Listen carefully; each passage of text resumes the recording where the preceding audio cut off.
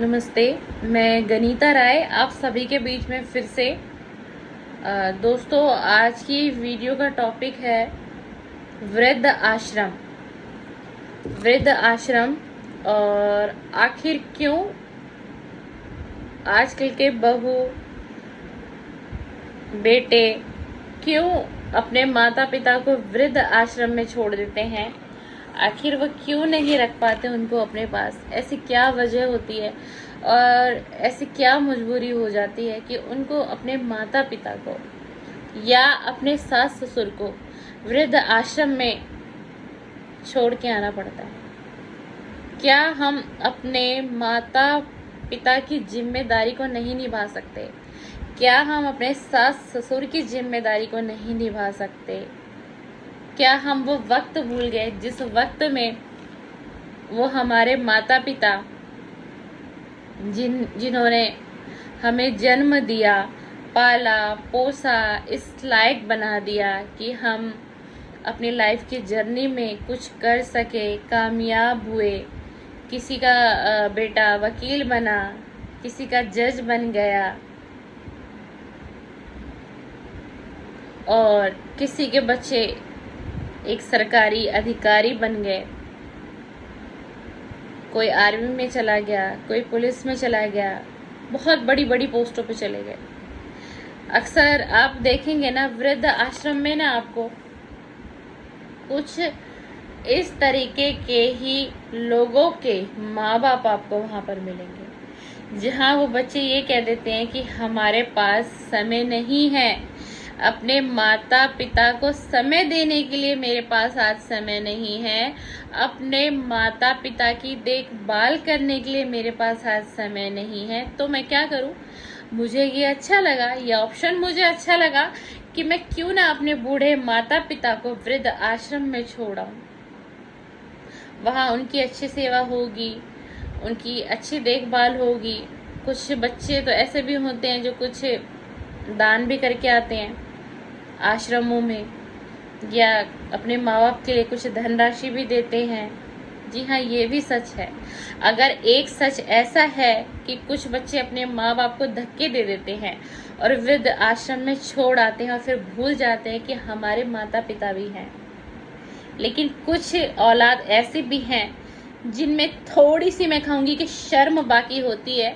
वो कोई ज़्यादा अच्छा काम नहीं कर रहे हैं, लेकिन कहने की थोड़ी सी शर्म होती है उनके अंदर, तो वो वृद्ध आश्रम में जाके कुछ दान कराते हैं। वो दान भी वो दिल से नहीं करते हैं, वो दान उनकी मजबूरी हो जाती है, समाज को दिखाने के लिए, लोगों को दिखाने के लिए कि हाँ, कि हमें अपने माता पिता की फिक्र है और बहुत है। लेकिन हमारी मजबूरी है। मेरी वाइफ वर्किंग है, मैं खुद एक बिजनेसमैन हूँ। मेरी मजबूरी थी कि मैं अपने माता पिता को वृद्ध आश्रम में छोड़ के आ जाऊं। उनका जवाब कुछ ऐसा होता है, लेकिन ये उतना ही गलत होता है दोस्तों। ये उतना ही गलत होता है जिस माँ बाप ने इतनी कष्ट कमाई करके हमें यहाँ तक पहुँचा दिया, आपको एक अच्छी कुर्सी पे बैठा दिया, आपको एक सरकारी अधिकारी बना दिया, आपको जज बना दिया, आपको लॉयर बना दिया, आपको पुलिस बना दिया, आपको डॉक्टर बना दिया। आखिर किसने बनाया? हमारे माता पिता ने ही तो बनाया। और आज हम जब कामयाब हो गए और हमने क्या कर दिया, हम अपने उन बूढ़े माता पिता को वृद्ध आश्रम में जाके छोड़ाए। और हम क्या कह रहे हैं समाज में लोगों को कि हमारे पास समय नहीं है, मेरी पत्नी के पास समय नहीं है, मेरे बच्चों के पास समय नहीं है, मेरे बूढ़े माँ बाप के लिए। अरे जब एक बेटे के पास ही समय नहीं है तो बहू के पास कहाँ से समय आएगा? उन बच्चों के पास कहाँ से समय आएगा? बच्चे क्या सीखते हैं? बच्चे हम बड़ों से ही तो सीखते हैं। जैसा वो हम बड़ों को देखेंगे घर में करते हुए, हमारे बच्चे बिल्कुल उसी तरीके से ढलते ही चले जाएंगे। वो देखेंगे डैडी ऐसे करते हैं, वो देखेंगे मम्मा ऐसे करती है, तो बिल्कुल वो भी वही तो सीखेंगे मेरे दोस्त। वो कुछ अलग तो बाहर से सीखेंगे नहीं, कोई दूसरा बंदा तो उनको सिखाने नहीं आ रहा घर में। तो क्यों आप लोग ऐसा करते हैं? क्यों आपके पास थोड़ा सा वक्त नहीं होता उन बूढ़े माँ बाप के लिए और आप उनको ले जाते हैं वृद्ध आश्रम में? वृद्ध आश्रम में जो माँ बाबूजी होते हैं ना, शायद जो लोग कभी जिन्होंने विजिट की होगी तो वो बिल्कुल समझते होंगे कि उनके दिल का हाल क्या होता है।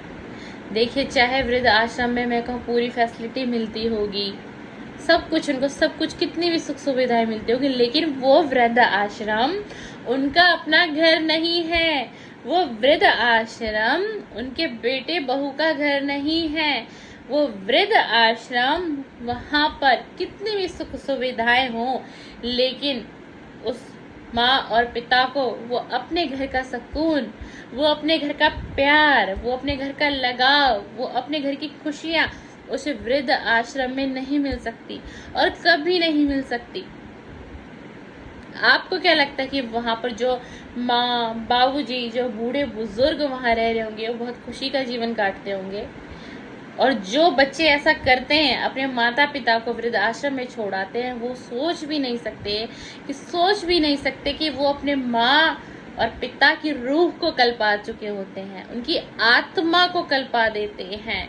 और कहते हैं ना कि अगर एक माता पिता कल्प जाए ना, और एक अगर माता पिता के आंखों से एक आंसू भी उसके बच्चे को पड़ जाए ना, तो उस बच्चे की पूरी लाइफ बर्बाद हो जाती है। लेकिन माता पिता ऐसा कभी नहीं करते, कभी नहीं करते। उनके बच्चे उनके दिल को कितना ठेस पहुंचा दे, कितना दुख पहुंचा दे, लेकिन वो माँ और वो बाबूजी फिर भी कहेंगे, है तो मेरी ही औलाद, है तो मेरा ही खून, कोई बात नहीं, आज वो हमें नहीं समझ रहा, वो भी कल को बाप बनेगा, वो भी कल को माँ बनेगी, तो वो दर्द उनको पता चलेगा। जो दर्द आज मुझे मेरी औलाद दिखा रही है, जो सबक मेरी औलाद आज मुझे सिखा रही है ना, इनकी भी औलाद कल को इनको यही सिखाएगी। उस हर माँ बाबूजी सिर्फ इतना ही बोलते हैं, पर कभी भी अपने बच्चों को श्राप नहीं देते, क्योंकि उनको पता है कि अगर मेरी औलाद दुखी हो गई तो मेरा जीवन बेकार है। ऐसे होते हैं माता पिता, और ऐसा होता है माता पिता का दिल। शायद ही कोई एक दो माता पिता ऐसे होंगे जिनकी ना दोस्तों बहुत रूह को कल्पा दिया होगा, उनकी संतान ने उनकी आत्मा को रुला दिया होगा, तभी उनके मुख से ना कुछ अपशब्द निकलेगा अपनी औलाद के लिए। नहीं तो माता पिता कभी अपनी औलाद को नहीं, कभी भी गलत शब्द का प्रयोग नहीं करेंगे। जो माता पिता होंगे ना, वो कभी भी अपनी औलाद के लिए गलत शब्द का प्रयोग नहीं करेंगे, क्योंकि उनकी ये सोच होती है कि मेरी औलाद को कल को तकलीफ हुई तो मुझे तकलीफ हो गई, तो मुझे तकलीफ हो गई तो मेरा बाप बनने का क्या फायदा, मेरी माँ बनने का क्या फायदा। ऐसे होते हैं हमारे माता पिता। और आप उसी माता पिता को चंद पैसों के लिए, चंद समय के लिए आप एक वृद्ध आश्रम में छोड़ आते हैं। अपने घर का कुछ खर्च बचाने के लिए आप एक वृद्ध आश्रम में छोड़ आते हैं कि अब इनकी उम्र हो गई है, इनका खर्चा प्रतिदिन बढ़ता ही जा रहा है, इनकी दवाइयों पे बढ़ रहा है और तरह तरह की चीज़ों पे बढ़ रहा है। अब तो पिताजी की रिटायरमेंट हो गई, किसी पिता की तो पेंशन आती है और किसी पिता की पेंशन नहीं भी आती है, या पता नहीं पिता वो पेंशन के पैसे देगा भी या अपने लिए जोड़ेगा, तो क्यों ना मैं इनको वृद्धाश्रम छोड़ाऊं। ऐसे आजकल के बच्चों की सोच हो गई है, इस तरीके से समाज में चल रहा है। कितने माता पिता पता है क्या कहते हैं, मेरी रिटायरमेंट हुई, मैं रिटायर हुआ, रिटायरमेंट का पैसा आया, मेरे बच्चों ने आपस में बांट लिया, और जैसे ही वो पैसा आपस में बट गया, दोनों भाइयों ने उस पैसे का बंटवारा कर लिया। उसके बाद मेरे बेटों ने मुझे और मेरी धर्मपत्नी को जाके एक अनाथ आश्रम में छोड़ा है। तो आप सोचो उस माँ और पिता का दिल कितना रोता होगा, हर दिन रोता होगा, हर दिन वो कलपते होंगे, हर दिन उनकी आत्मा दुखी होती होगी। तो क्या वो औलाद खुश रह पाएगी? नहीं ना, नहीं रह सकती, कभी नहीं रह सकती। क्योंकि भगवान इंसान जो है ना, इंसान से चीजें मैं कहूँगी एक बार छुप जाए, लेकिन उस ईश्वर से, उस परमात्मा से वो देख रहे हैं सबको, इस सृष्टि पे, इस धरती पे, इस धरातल पे, और वो एक ना एक दिन न्याय अवश्य करते हैं।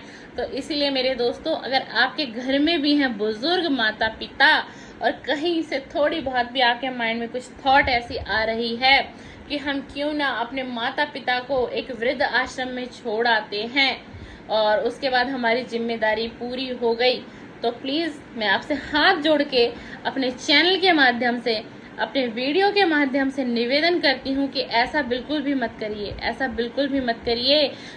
उनको 2 वक्त का ही, 3 वक्त की भी रोटी नहीं दे सकते मेरे दोस्तों, 2 वक्त की भी रोटी खिला दीजिए, पर प्यार से दीजिए, एक सुकून से दीजिए और उस घर के अंदर रहने दीजिए जो आपके पिता का घर था, जो आपकी माता का घर था, जिसे उन्होंने बड़े मेहनत से, बड़े लगन से उस घर को बनाया, सजोया। उस घर से उनको दूर मत करिए, उस घर से उनको मत दूर करिए, उस घर से उनको दूर मत करिए। समझिए मेरी आज की वीडियो को, कितना भी आपके घर में कलेश चलता हो, आपकी पत्नी के साथ चलता हो, अपने बच्चों के साथ चलता हो, और सिर्फ किस लिए चलता हो, उन बुजुर्ग माता पिता के लिए चल रहा हो कि दादा दादी को लेके आश्रम क्यों नहीं छोड़ाते।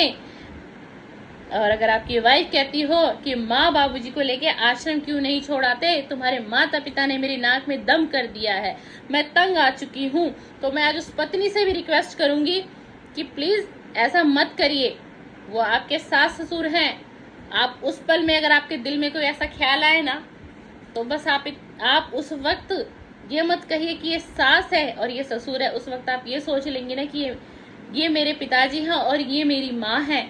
तो आप कभी अपने पति पे ये दबाव नहीं बनाएंगे कि अब बहुत हो गया, ये बुजुर्ग हो गए हैं, इनका खर्चा दिन प्रतिदिन बढ़ता जा रहा है, मेरी बर्दाश्त से बाहर हो रहा है, तो इन अपने माता पिता को ले जाओ और एक अनाथ आश्रम में, एक वृद्ध आश्रम में छोड़ाओ।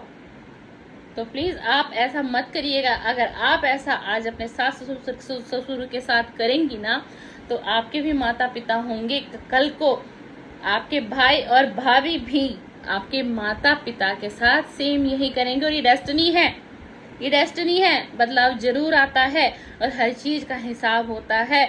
अब भगवान जो है ना लैपटॉप लेके बैठे हुए हैं, अब ऊपर वो हिसाब नहीं होता। भगवान का कहना है कि जिसने जहां गलत किया है उसका हिसाब मैं साथ ही साथ करूंगा, साथ ही साथ में क्लियर करूंगा। और भगवान कर भी रहे हैं। तो भगवान से डरिए, ईश्वर से डरिए। और अगर आपके घर में है बुजुर्ग माता पिता, तो आप मेरी इस वीडियो को समझिए। और अगर आप ऐसा कर देते हैं, सब कुछ आपके घर में होते हुए भी आप अपने माता को पिता को एक वृद्ध आश्रम में जाकर छोड़ाते हैं, तो बहुत गलत कार्य आप करते हैं, बहुत पाप का कार्य आप करते हैं। और यही पाप का कार्य एक दिन फिर दोहराया जाएगा, यही पाप का कार्य फिर दोहराया जाएगा। और वो कार्य आपका बेटा दोहराएगा, आपकी बहू दोहराएगी। और ये कर्मा है, कर्मा लौट के जरूर आता है। Karma is back, Karma back जरूर होता है। इस बात को ध्यान रखिए। अगर अच्छा करेंगे तो अच्छा पाएंगे, और अगर किसी के भी साथ गलत करेंगे तो गलत आपके साथ भी होगा मेरे दोस्त। चाहे माध्यम कोई व्यक्ति विशेष कोई भी बने, लेकिन आपके साथ भी गलत होगा, आपको बख्शा नहीं जाएगा मेरे दोस्त। तो मेरी आपसे रिक्वेस्ट है, अपने माँ बाबूजी को, अपने सास ससुर को वृद्ध आश्रम लेके मत जाइए।